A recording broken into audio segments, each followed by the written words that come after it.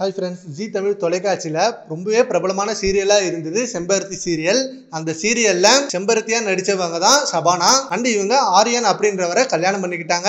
And ஆரியன்றவரும் செம்பருத்தி சீசனில் கார்த்திக் ராஜ் கேரக்டரில் கொஞ்சம் எபிசோடில் நடித்தார். அண்ட் அதுக்கப்புறம் இவங்க ரெண்டு பேரும் காதலிச்சு திருமணம் பண்ணிக்கிட்டாங்க. அண்ட் இவங்களோட திருமண வாழ்க்கை ரொம்பவே க்யூட்டாக போயிட்டு இருந்தது.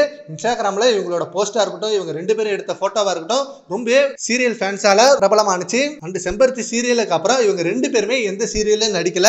சீக்கிரமே செம்பருத்தி சீரியல் சீசன் 2ல ஷபானா நடிக்கணும் அப்படின்னு ரொம்ப எதிர்பார்த்து இருந்தாங்க. அதுக்கான ஸ்கிரிப்ட் ஒர்க்கும் போயிட்டு இருக்கு. ஜி தமிழ்ல இருந்து அந்த ஒரு அனௌன்ஸ்மெண்ட்டை ரிலீஸ் பண்ணுவாங்க சீக்கிரமே, செம்பருத்தி சீரியல் சீசன் 2. அண்ட் அது மட்டும் இல்லாம இப்ப ரீசெண்டா ஒரு இன்டர்வியூல இப்ப சினிமா செலிபிரிட்டியா இருக்கட்டும் அண்ட் சீரியல் செலிபிரிட்டியா இருக்கட்டும், இவங்க எல்லாருமே காதலிச்சு திருமணம் பண்ணி விவாகரத்து பண்றாங்க.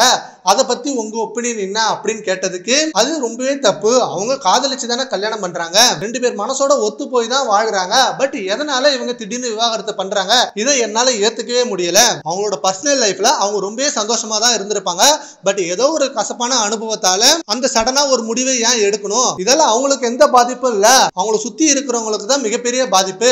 அண்ட் அவங்களோட ரசிகர்களுக்கும் இது பெரிய பாதிப்பு தான். இப்ப அவங்களோட ரசிகர்களும் அதை ஃபாலோ பண்ணா என்ன பண்ணுவாங்க? நான் கண்டிப்பா அப்படி ஒரு முடிவை எடுக்க மாட்டேன். என்னோட கணவர் என்ன ரொம்ப நல்லா பாத்துக்கிறாரு, நான் ரொம்ப சந்தோஷமா இருக்கேன். அதனால எனக்கு அந்த எண்ணம் ஒரு துளி கூட வராது அப்படின்ற மாதிரி அந்த இன்டர்வியூல சொல்லியிருக்காங்க. சரி, ஓகே ஃப்ரெண்ட்ஸ், ஷபானா அவர்கள் சொன்னதை பத்தி உங்க ஒப்பீனியனை நம்ம கமெண்ட் பாக்ஸ்ல கமெண்ட் பண்ணுங்க. Thank you friends.